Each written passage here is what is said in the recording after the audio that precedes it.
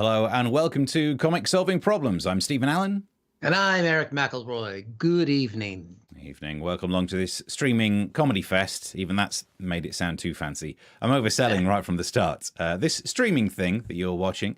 And we should say, because I'm all about the honesty these days, pre-recorded slightly earlier today, but do get stuck into the chat thing because I will be around to be in the chat. Because if I watch it and partake in the chat, that's one more viewer than we would have had. And these days, we need that. And you've got 18 devices, so we can really pump up those numbers there and get us into whatever status that is. Yes, good evening. I was going to say welcome to our live show, because we are live when we're doing it. Yeah. Not live when it's broadcast. That counts for something. Most things are, other than animation, I'd probably say. Debatable. Yep. What about animatronics, puppets? They're live, though. Considered live? Yeah, at least they're happening in real time, I suppose. Whereas that's true. That Aardman animation takes 3 weeks to do a 10-second clip. I mean, honestly, just get a real sheep. That's how I'd do it. Get a real sheep, call it Timmy, just film it. That's what I do. There you go. Well, we don't normally claim to solve problems on the show called Comic Solving Problems, but I think you just solved one. So anyway, welcome. This is a show where comics look at the news, solve the problems, and problems presented by you, sometimes problems presented by us, problems presented by the world. Join in the chat if you can, and we'll keep an eye on that. And I'd like to do a shout out to one of our watchers of the show, our viewers, as it were, who came and saw us live, saw me live. When I say us, I mean me, not you, live in Kingston at Crack Comedy. So shout out to Mark for making the journey down from the Birmingham place. Birmingham's real. There's no need for quote marks around Birmingham. I've been there. Is it? Yeah. I don't know. Of all the conspiracies to get in, because, you know, you could get a lot more work if you go anti-vax. You get a lot more YouTube presence if you do Flat Earth. But you're a Birmingham denier? Well, the thing is, all of those conspiracy theories, even by saying those words, we've created a trigger for the show, and it could get taken off of YouTube. But if we go with the "is Birmingham real," no one else is saying that. Okay. That's kind of. Have you seen the guys that go around and they've got I know they have at least a Twitter handle, and they've got maybe a website as well. The birds aren't real. No. Have you seen these guys? Yeah, they have a campaign. They're trying to get the word out that birds are all animatronic. Speaking of that, and fake, and there's no real birds left in the world. Brilliant. And it's a thing. I mean, there's not, until you show me the proof that it's not real, it's real. That's how science works. That's how conspiracy theories work. Here's a question you can't answer, therefore my answer must be true. It's not logic. But, it's a theory, like evolution and gravity. Nah, it's not a theory. It's not a theory in the same way that they're theories. It's barely a hypothesis.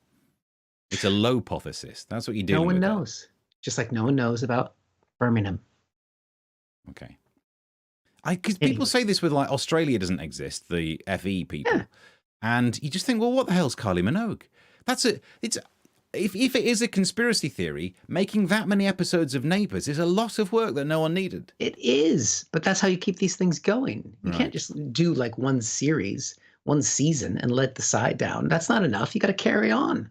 But because then I went to university in Birmingham, I'm part of the conspiracy. I'm being paid to pretend that I had... So I had to learn all that chemistry to pretend to have a chemistry degree from Birmingham.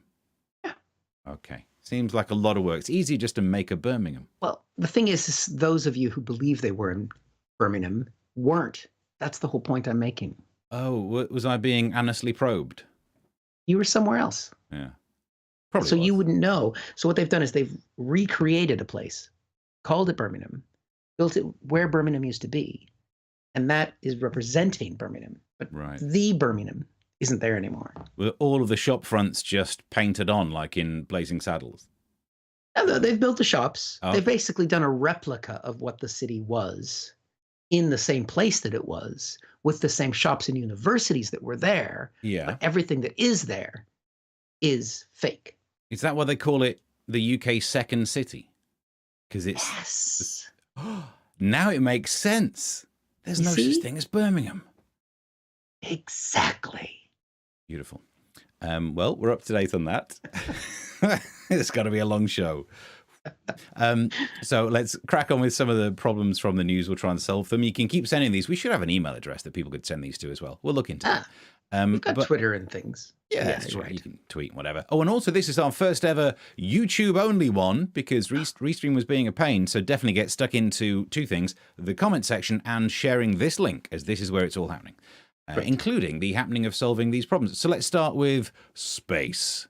The final frontier. Not quite even that, because NASA has cancelled their Artemis launch due to problems. This would have been the first time in 50 years that they were trying to eventually start a plan to get someone back on the moon. Have you noticed? The first one was to beat the Russians there, and this is all about beating China there. The only time anyone cares about going into space is to beat foreigners.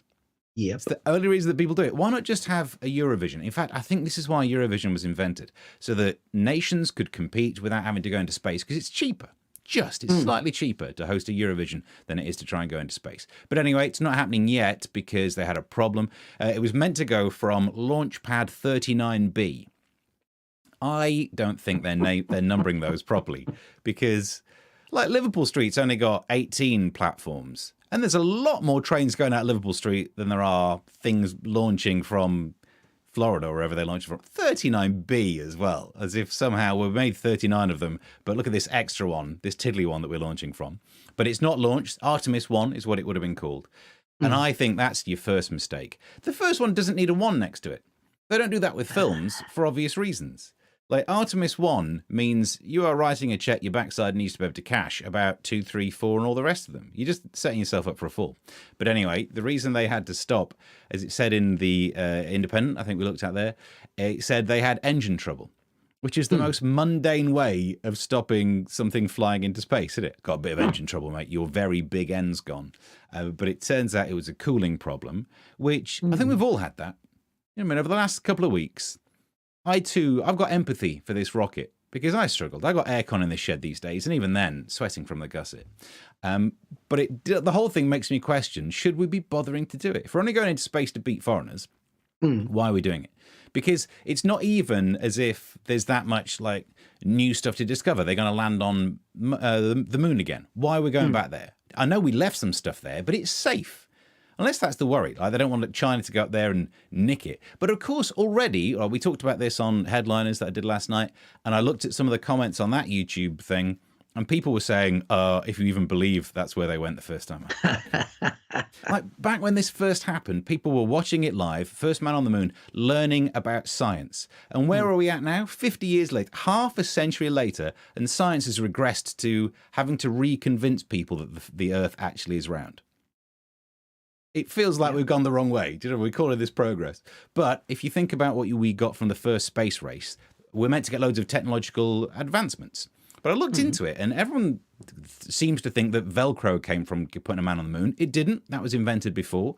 Teflon, that was invented before. I think the only thing we actually got are those little NASA logos that you get on Primark T-shirts. Feels like we could have done that a lot cheaper. So do we need to go back up to the moon? I think the way that we solve all this is to just not bother about burning that much carbon at a time when I have to go out and sort my yogurt pots to then look on the telly and just see this huge flame, think, well, that's a bloody waste of time, isn't it? Great. So how about we just stay on the Earth for a little bit longer? Seems like a plan. That's my solution. Well, I'm surprised to see you reject progress such a way. But that's what I mean. I don't think there's been progress. We land on the moon and people go, yeah, it's flat and it was all done in a studio. Oh, well, then let's just stop trying. If that's the level of idiocy you're bringing, why are we even bothering? Yeah, and from a British perspective, I mean, if they do go to the moon and you talk about Eurovision Song Contest, they'll probably be included in that because it seems like there's countries that aren't even in Europe that get in Eurovision. I mean, Israel, bless them, they're not in Europe. True. I mean, isn't Australia part of Eurovision now? They did it a couple of times, yeah. But Australia doesn't exist, so technically... No, Birmingham. Ah, yeah. Australia's fine. The other reason to go to the moon is that the last time they went, it was the year I was born. So it's like a little birthday gift for me to celebrate. Is it? Yeah. And if they don't go to the moon, that's going to give them the technology to go to Mars. We've got to get there. I'm all for going to Mars if we could get Earth right first, but it really feels like we're half doing a job and then starting another job. This is the way that our house gets filled with DIY. Finish one job first. Look, there's a reason why I have a first wife, and now I have a second wife. Mars is humanity's second wife. Okay. Did you finish your first wife first, would be the question that I should ask somehow. I did left her wanting more. Amazing. Well, that metaphor took us places we didn't need to be, but there you go. I didn't think it through when I started it. But anyway, I think it's fun. I like seeing money spent on big projects. I like seeing money. This is why I prefer it when the billionaires keep trying to get into space, because anything that makes billionaires spend stupid money is good. It gets that money out of their accounts back into the economy. But this is government spending, isn't it? In America, NASA's funded. Government spending is a much better way to do this than the billion. I mean, all of the remember Alien and Aliens, and no, sorry, Alien 1, and then Alien 2, right. They called it. They were all corporations that were sending Wrigley out. Wrigley. It was Ridley who directed it. Wrigley was the character. Yeah. Yes, they were the ones that were doing all of that horrible stuff. But governments never do anything bad. Right. Okay. So you think we should try and go to the moon to try and recreate things that happened in Alien? Because that, if anything, makes me want to stay at home more. Yeah, but the cat was cute, and the little girl, and that Sigourney Weaver. What was that in Aliens? There was a cat and the little girl in Aliens. We was going to say in Alien, there's no girls on that spaceship, is there? No, but in Aliens there are. Right. Yeah, but Aliens, I don't know. It feels like that was whatever it's called, Stormtrooper. Whatever. Aliens is like Empire Strikes Back of that series. It's not as good as Alien. Alien is the tense, claustrophobic one alien that could wipe them all out. Whereas all of a sudden there are so many aliens that they've got to take on, and somehow they beat them. But Aliens is where you get the line, "Game over, man! Game over!" Yeah, but Alien is where you get the stomach. That thing. It's good. It is the Star Wars, and then Empire Strikes Back is Aliens. Oh, okay. No. We've never had this discussion before, have we? No. I'm a purist. This partnership Alien. Continue. It's because this is the conflict that people have wanted online, and it's not political, and it's not Britain versus America like we thought it was going to be when we set this up. Turns out what it is Alien versus Aliens, which will be a great film. Because they've made Alien versus Predator a couple of times, and they've never really gone well. Alien versus Aliens is I'm not sure what the plot would be, and no one could work that out. It'd be young Sigourney Weaver versus slightly older Sigourney Weaver. Clone Sigourney Weaver, because in Alien 4 she comes back as a clone with a little sniff of alien in her. She's so hot. Because she's got alien in her? Yeah, it's like having a little bit of chili in your salsa. Right, you want it to burst out of your stomach. That's gone wrong if you're doing that. I'm no doctor. I'm not sure about my analogies during today's show, but anyway. Yeah, fair enough. So all that's right, that one. Science. So you're against science on this one. I'm for science. Let's just get that in the book. On that one. Pivoting slightly, still in America, but still in news. Now, your child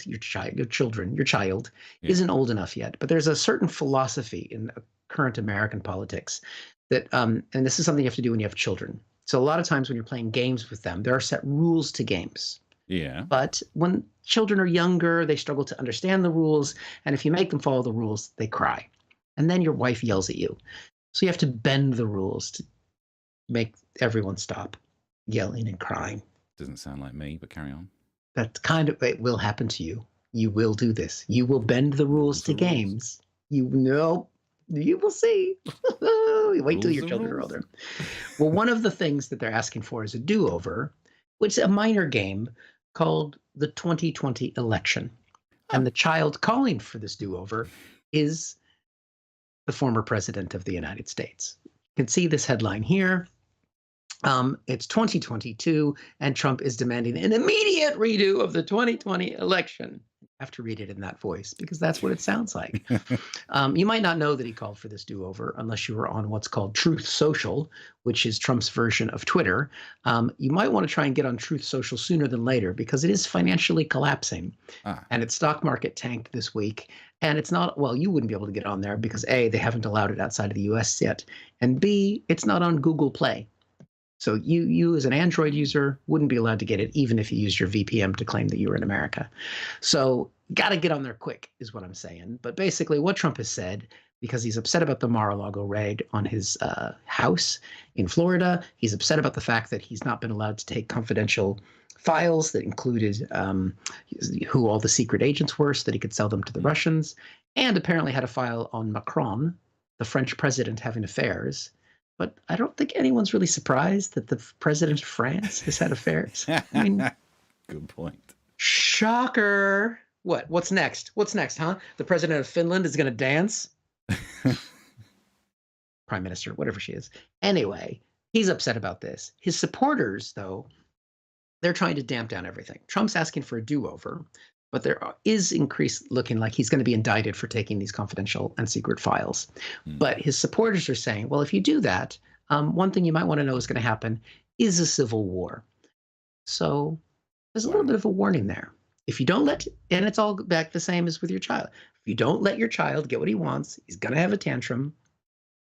So as a parent, you're the parent of the United States, Steve. What do you do?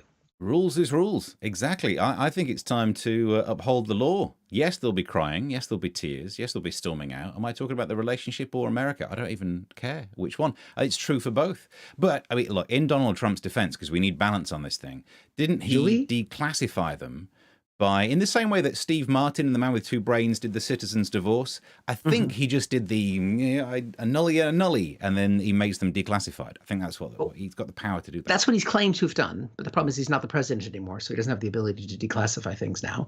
And also, Joe Biden showing a little bit of shade, because the Biden administration has been criticized for not really kind of pushing back as firmly against Trump. There's a clip of Biden coming out. What? Because I'm president, I can declassify everything? Everything's declassified. Total shade. But that's a terrible joke, because then the clip of him saying that will be all over Truth Social, and that's it now. That will be both evidence to not sue Trump, and you can just take whatever you want. Oh, God. But in order for them to accept that, they'd have to accept that Joe Biden was president, which they don't accept because they have to do a do-over of the election, and thus that argument is moot. Got him. Beautiful. Got him like that. Just like that. So there you go. So America's doing well. Not only are its rockets not launching, but civil war is coming. Oh, lovely. Well, that's another problem that's not quite solved. I'm sure we'll get there. Right, so look, time-wise, we've got another one to solve. This is a more vague problem of how bad the UK is, because it's just kind of bad, and I'm going to attempt to solve this. But you need to identify the problem first. The energy price cap in the UK has gone up, so in October, some people will see their bills increase by 80%, which actually means, why am I sat here with all the lights on? Actually, screw this. We're going to have to get rid of it. I'm not wasting my flipping money. I see how much we get in the Ko-fi thing. Oh. Right. This is what you get. This is all I can afford these days. That's the thing. Because I'm using the light from the monitor, it looks like I'm about to do a horror story. So, once upon a time, there was a man called Steve. And in the middle of a cold, dark night, he heard coming from downstairs. He slowly creeped down the stairs to see what the was. Was it a ghost? An intruder? Was it a monster? No, it was something even worse. The electricity meter. So, I think we'll turn this back on now. So there you go. If you don't give us some Ko-fi, by the way, look at the pastiness of that. Honestly, I thought I'd tanned, but it turns out it's just having a warmer bulb on. Just get a filter. Is that, yeah. Hang on. One more.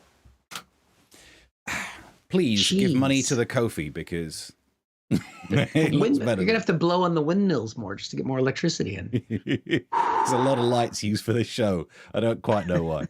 But the one plan, if you can't afford heating this winter, because loads of people have been in surveys saying they won't be putting their heating on, and there is a plan. They've come up with a plan to help people out who can't put their heating on, and this is, I'm not even making this up. The plan is that people can go to museums to stay warm there. As if that's going to save us any money. If you've been to a museum, the price of the gift shop alone will absolutely wipe it out. But the idea of having to go to a place and learning something, some people would rather freeze. Meanwhile, it's not just that. So we've got the cost of living, the cost of electricity. There's all the strikes. The trains have had loads of strikes. The barristers have been on strike. And now this. BT and OpenReach staff are doing a walkout. overpay. Thousands of BT and OpenReach staff staged fresh strike action on Tuesday, and it means that if you are waiting for any of your repairs, if you want OpenReach to come out and look at your internet, you will be waiting months. And then on top of that, they're doing a strike. Ho! Because it's a very slow system indeed. But even worse. So not just the financial stuff, the inflation, all of that lark. We're now facing this. Fangs can only get better at the front page of the Daily Star. Apparently we've got poisoned spiders and poisoned snakes around. Now we can break it down. These spiders is because of the climate. We're seeing more false widow spiders. They're called the false widow spider because it pretends its husband went to sea in a canoe. Thank you. And then the snakes is because they're too expensive to look after. And people are thinking, what should I do with my really expensive snake? Just open the door and just go, psst, off you go. And so they're just out there, ready to kill us. What? Look, I know this is cruel, but why not eat the snake? Because if you're that hard up, get some snake meat. But it does make me wonder, why are we doing things to make us more like Australia? Good God, we don't want that. Because over here, I've always enjoyed being in a country where I am I'm the apex predator, right? Yeah. Most animals in this country I could take on. Whereas in Australia, you lose the fight straight away. A small spider, a snake, over there like a butterfly blinks at you and you are down. So I'm not quite sure why we're doing this. Why are we trying to make ours live in a nation where nature will start to kill us? But then we look at other countries to try and make us feel better about the UK being terrible, and I've found it. Now, this picture is going to be quite upsetting, but look, I know maybe it's distasteful, but it's important. While we've had droughts and financial problems, there are pictures of one country that's having a bit of an issue being submerged. It's this story in California where tens of thousands of tomatoes caused traffic chaos after a lorry spilled its load. And you look at that and think, well, it's not really a traffic jam. It could be a traffic chutney, but it's important difference. Again, let's get that picture up. You look at that and think, where are loads of Spaniards when you need them? Because they could have a good old time in there. These are tomatoes that have really upset people. Beef tomatoes, I suppose you would call them. And I'm nearly out of tomato puns, but they are going to have to resurface the road, although technically it's just putting on a different topping. And you're up to date. Is that the sequel to Attack of the Killer Tomatoes? It must be, yeah. It's just the smoosh of the traffic. It must be. I bet there is a sequel of that already. Just check that really quick. I mean, it does seem like wasted food, but again, it's one of those where, oh no, we can't have tomatoes. How will I cope? It is actually a film series. The Attack of the Killer Tomatoes is a film series. There's not just one, though, isn't it? Because yes, I'm sure it's horrible that they kill you, but they are a really good source of selenium. So there's Attack of the Killer Tomatoes, yeah. Return of the Killer Tomatoes Strike Back, and Killer Tomatoes Eat France. Wow. It reminds me of a joke. I'm not sure where I did this joke. Because I think I must have buried it somewhere because I wasn't sure you'd get away with it. But I think it must have been on the radio show, so maybe you can find it in the podcast, about how to try and make money during one of the lockdowns, I launched the bacon, lettuce, and mango sandwich. And it trended really well, but we didn't sell many. You're not going to get that joke. You clearly that's the problem with that joke. It's a difficult one to get, but I'll talk you through it again. It's the bacon, lettuce, and mango sandwich. And it was trending online.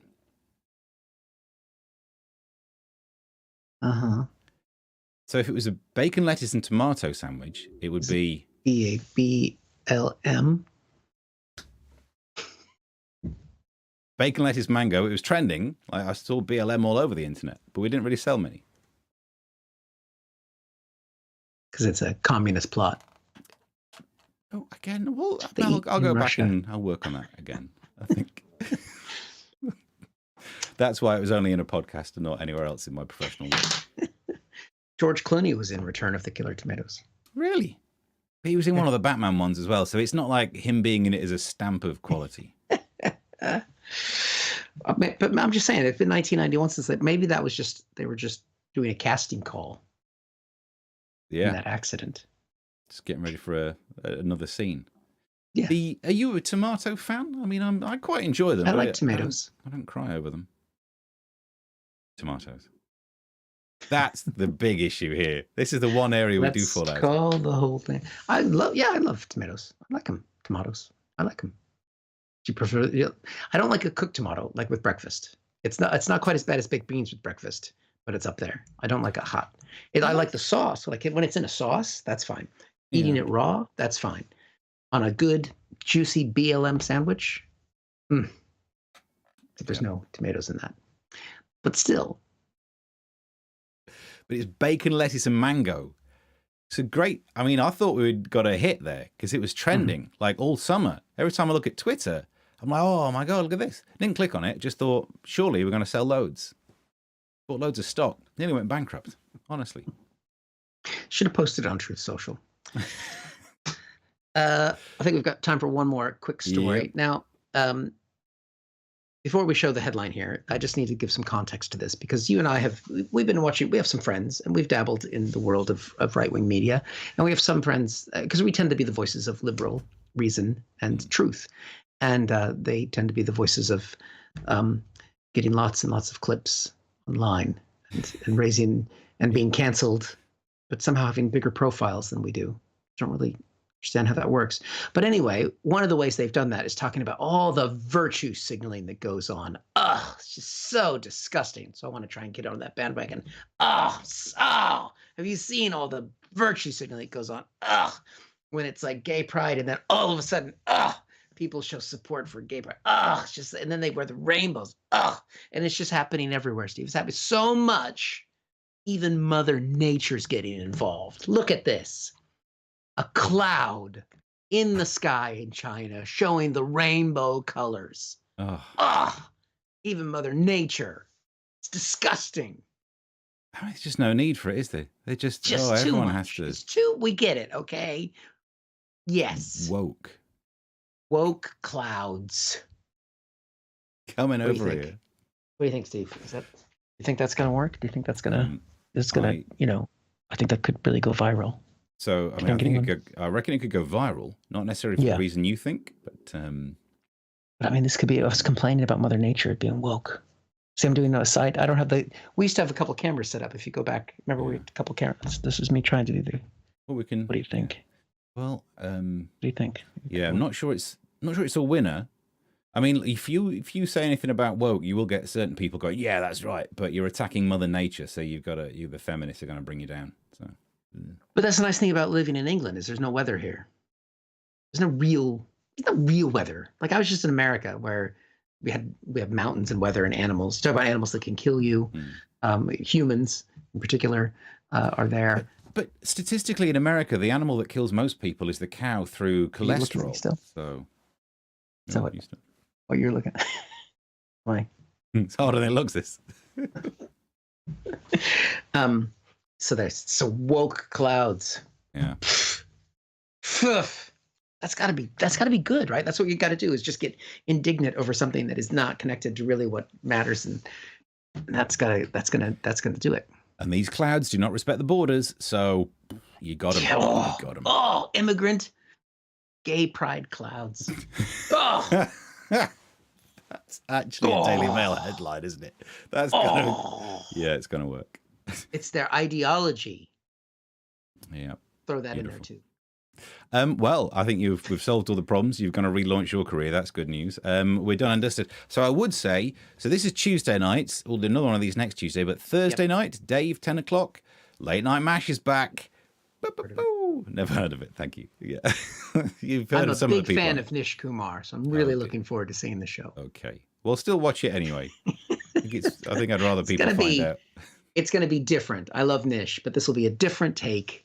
It'll be good, and I'm excited because let's see who's on there. I'm a big fan of Rachel Paris. Love her work. Big fan of what's his surname? Greg, actor, is he in there? Johnson. Yeah, he's great stuff. Ellie Taylor, she's brilliant.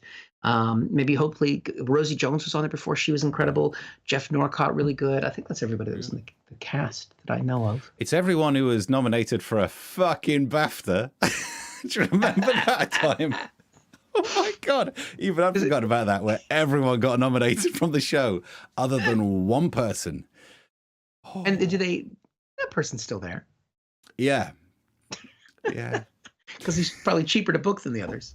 Everyone else's rates they got BAFTA rates now. Yeah. So they didn't have much money left over in the budget. Well, we need a non-BAFTA person. Who's around? Steve's still free. I think he is. And it's going to happen again this year, so I'll be doing the same angry rants on this show about the fact, let's take a look at who was nominated, shall we? Not that it bothers me. But, yeah. What would you do with a BAFTA? Going to keep it in the shed? Keep it in the shed. I've got space in the shed. This is like basically a box room. This is a shed. I've got air conditioning. I could put the BAFTA nomination. I put a BAFTA on top of my air conditioning. Yeah. But I don't think it's going to happen, so I'm not clearing the space yet. Just you've got this. You say that, but off camera, I know you've got a little shrine, just an empty spot and lights pointed at it. I'll tell you what I do have. All right, got a shelf ready to go. Up. I can put this shelf up anywhere. BAFTA, if you're watching, and I know you're a big fan of the show, the shelf is ready to go. The BAFTA shelf. Yeah, I'll just leave that down there. Yeah, forever. Yeah, you might. You never know. We could get one for this, can't we? No, there must be some like online. There are podcast awards which maybe we could enter. We wouldn't get that either. There's no point hoping for success. This is what I've learned in my many years on this planet. There's no point. It's hope that gets you in the end. Brooks was right in Shawshank. It's the hope that kills you. Yeah, but they didn't get. I bet all those BAFTA winners didn't get Mark from Birmingham coming down. Seeing you, but not me. Again, how does that happen? How does someone travel all the way down from Birmingham just to watch half of a show? There's only 2 people in this one, for crying out loud. But anyway, that's fine. But you got anything else to plug? No. Okay. My podcast is coming back. We're recording the first episode this week, and it will hopefully go out Friday or Saturday. And so just in time for the midterm elections, American Exchange. And my first guest is a return guest, Essie Cupp, who's a CNN analyst and former Republican. She's going to be talking about what's going on in America. So we're going to be bringing that back. I've got Mary Trump coming up as well, the old niece of the big guy. And yeah, should be fun. Beautiful. And Time FM show podcast available. But I think mainly it's more about we'll be back next week for another one of these. So till then, or whichever comes first. Bye. Thank you for watching this from Comic Solving Problems. And if you feel like it, go ahead and like the video. Or subscribe. Commitment.